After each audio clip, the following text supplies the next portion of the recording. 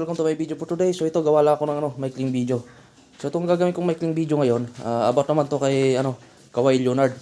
Kung may bali-balita kasi na hindi mo na siya maglalaro sa NBA.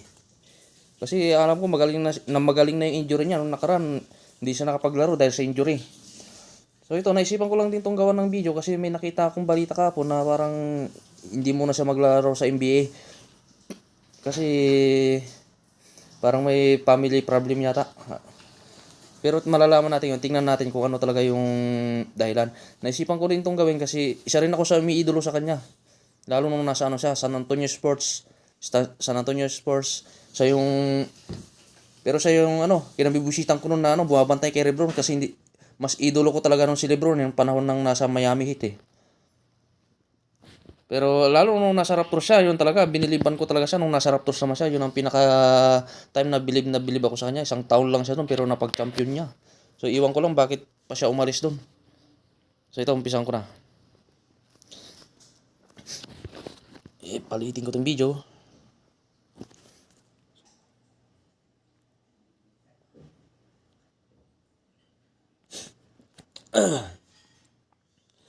Kawhi Leonard, totoo ba na aalis na sa NBA? Walang balita na aalis na si Kawhi Leonard sa NBA. Kamakailan lang umalis siya sa Los Angeles Clippers para makasama ang kanyang pamilya na naapektuhan ng mga wildfire sa Los Angeles. Ngunit wala pang opisyal na pahayag na magre-retire o aalis siya sa liga. May iba ka pa bang tanong tungkol kay Kawhi Leonard? Ayun, yun yung patunay. Hindi pa siya aalis sa NBA. So ano pa bang pwede natin tanungin? Kamusta na injury niya? Kamusta na injury niya? Injury niya. Okay. Tingnan natin.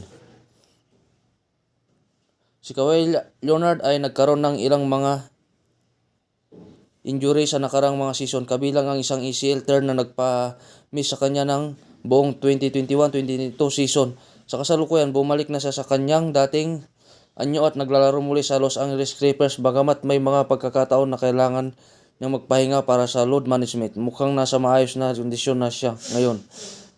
Maiba ka pa bang? Yun. Nasa ayos naman na siyang kondisyon. Ang ano lang talaga, yung sa family niya. Yan yung nakalagay dito. Ngunit wala pang opisyal.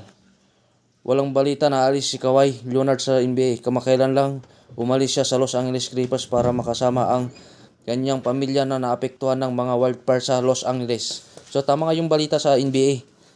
Yung napanood ko kanina na may wildfire sa Los Angeles Clippers na mayroon siyang family problem. So yan lang guys, hanggang dyan lang aking video for today guys. Maraming salamat guys, hanggang sa aking mga susunod na video.